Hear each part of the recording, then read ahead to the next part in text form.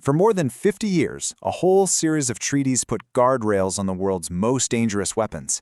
Well, today, we're going to dive into what happens now that the very last one has just vanished. And let's be really clear about this. As of February 2026, for the first time in decades, there are no legally binding limits on the two largest nuclear arsenals on Earth. The rulebook that gave us even a fragile sense of stability, it's officially gone. So what are we talking about here? It's the New START Treaty. This was the final nuclear arms agreement between the United States and Russia, and it covered something like 90% of all nuclear warheads on the planet. And now, it has officially lapsed. So how in the world did we get here? Well, the treaty kicked off back in 2011 and got a 5-year extension in 2021, which bought us a little more time, a little more stability. But the real turning point, the beginning of the end, came in 2023 when Russia suspended its participation in all the verification stuff. From that moment, the writing was on the wall, leading right to its formal expiration in February 2026. Okay, so the end of New START is a huge strategic setback, no doubt. But to really understand why it's such a big deal, we need to get specific about what we've lost. You see, it wasn't just about one thing. It was about two distinct and equally important parts of the agreement.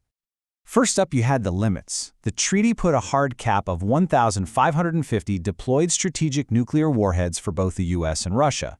That number gave everyone predictability. It was the key to preventing a runaway arms race. It was a clear, legally binding ceiling. But, and this is so important, those limits were only one pillar. The second, and you could argue more critical pillar, was the mechanisms. This was the engine room of the whole treaty. We're talking on-site inspections, constant data exchanges, even a hotline for sorting out disagreements. These were the tools that actually built trust and made sure everyone was playing by the rules. And this really gets to the heart of the matter. A cap on weapons is, at the end of the day, just a number on a piece of paper. The real loss here isn't just the number, it's the ability to verify that number. Without it, a promise has no trust. And that is the most immediate and dangerous consequence of this treaty falling apart. So what does a world without that trust, without that verification, actually look like? Well, it means we are, in a very, very real sense, flying blind into a much more dangerous and uncertain future. See, without inspectors on the ground, our eyes are now only in the sky. Both the US and Russia have to rely completely on what they call national technical means, which is basically a fancy term for satellites and spies. Now, these are incredibly powerful tools for sure, but they just don't give you the same ground truth certainty that having an inspector walk into a facility does. And this creates a really dangerous margin for doubt. And that doubt, it kicks off a nasty chain reaction. Uncertainty fuels an arms race. Military planners who are trained to assume the absolute worst-case scenario will start pushing for more weapons to be safe. That leads to higher alert postures and much shorter decision times for leaders, which, you guessed it, raises the risk of a catastrophic accident.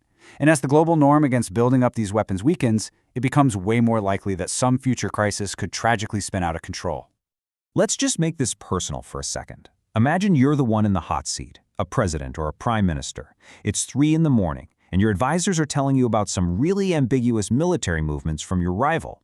Without that hard data, without inspectors on the ground to confirm or deny those reports, what do?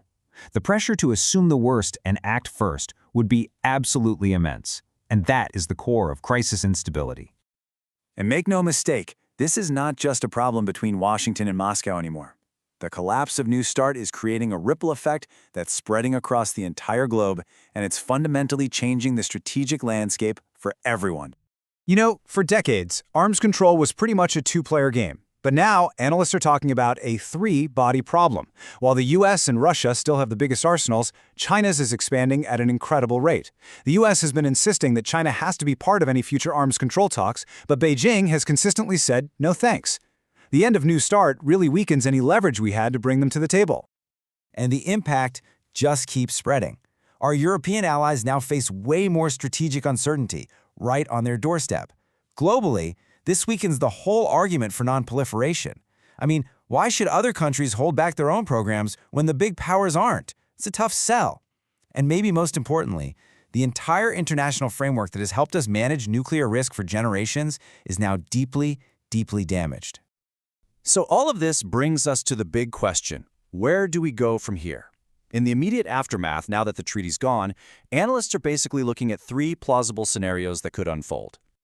Okay, so the best case, what they call managed continuity, is where both sides just informally agree to stick to the old limits. More likely, though, is a gradual competition, where we see slow buildups and rising tensions. And then there's the most dangerous path, an accelerated arms race, where some kind of crisis triggers a massive rapid expansion. It's less likely, but the impact would be devastating.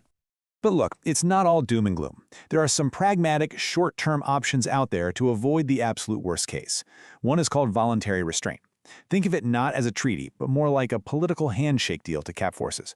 Russia's even floated the idea of an informal freeze for a year. These kinds of measures are fragile, for sure, but they could be a crucial bridge to prevent an immediate crisis. Which brings us to our final thought. For the first time in over 50 years, the world's great powers are operating without a formal, verified nuclear rulebook. All those structures that provided stability are gone, and the future is totally unwritten. So the question we're all left with is this: in a world without rules, who is going to write the next chapter?